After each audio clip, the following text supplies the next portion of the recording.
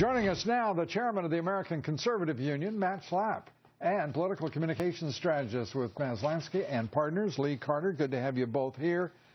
I mean, what is this woman doing? What is she doing?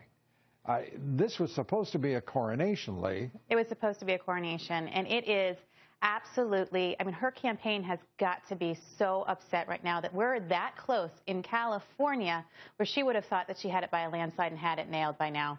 The problem she's having is she has no narrative, no enthusiasm. Do you know what this sounds like? This sounds like 2008. I mean, I hear the same words. I hear the same narrative. I see the same candidate. That's right. Yeah.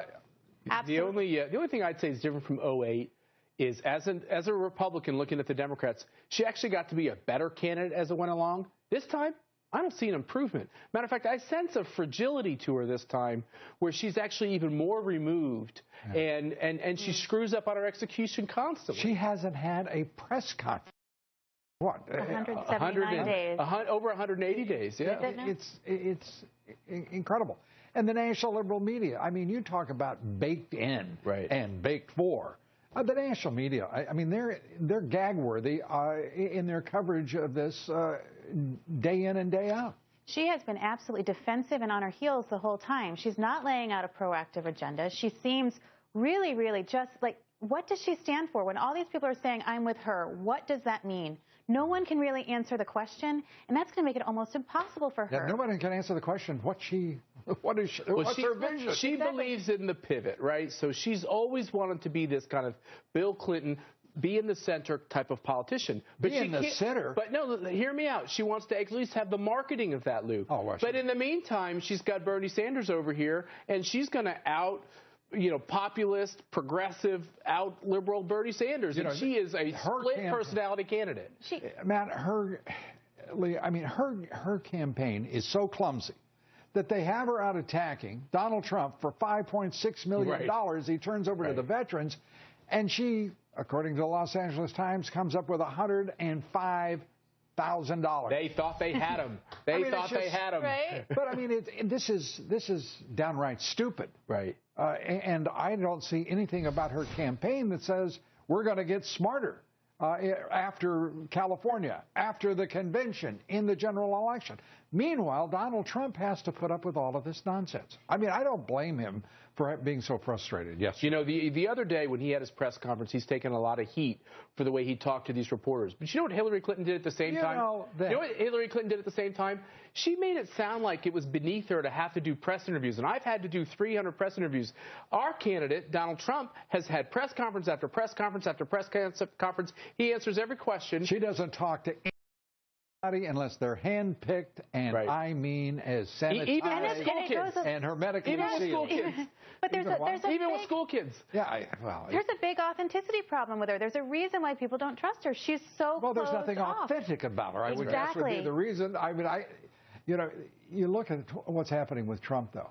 Where is the national media taking note of the fact that the man holds press conference? He's talking to everyone. Well, they criticize him for it. I don't care who the idiot is. He'll talk to them.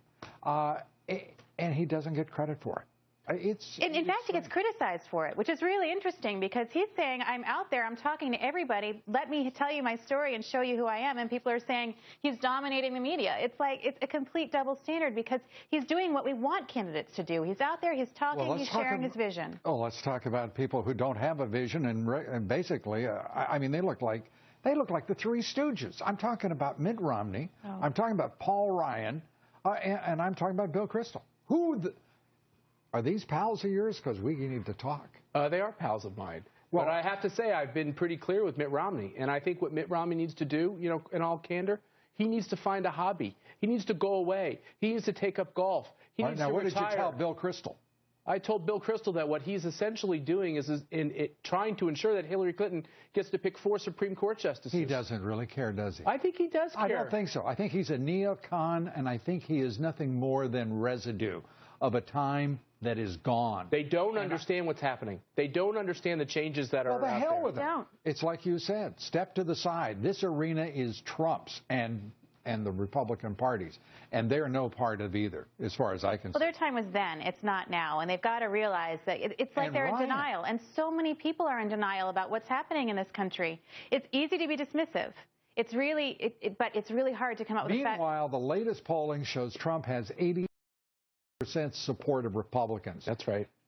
He needs 90, according to all the savants. I don't know if I agree with those savants. Well, whether you agree or not, that's what those savants say. We'll hear your savant idea. How much does he need? I think high 80s is good. I think he's going to get a higher percentage of independents. He's going to pull some people. He's 86%. These are the same idiots who 30 days ago were saying he could not unify the party. That's right. Yeah. And amongst that crowd were the Three Stooges. And I agree that this is a good number. I also think that we have to look at the independent numbers, and the independent numbers are turning to Trump, and that's a big deal. That's going to be a hoot. In the end, the smart Republicans will get behind our nominee, and they're going to embrace the smart changes. Republicans already are. The only people left back are the idiots. Okay, fair enough. Matt, thanks so much for being with us. Lee, great to see you again. Great to see you too. Thank you. Doggone, I'm revved up about that.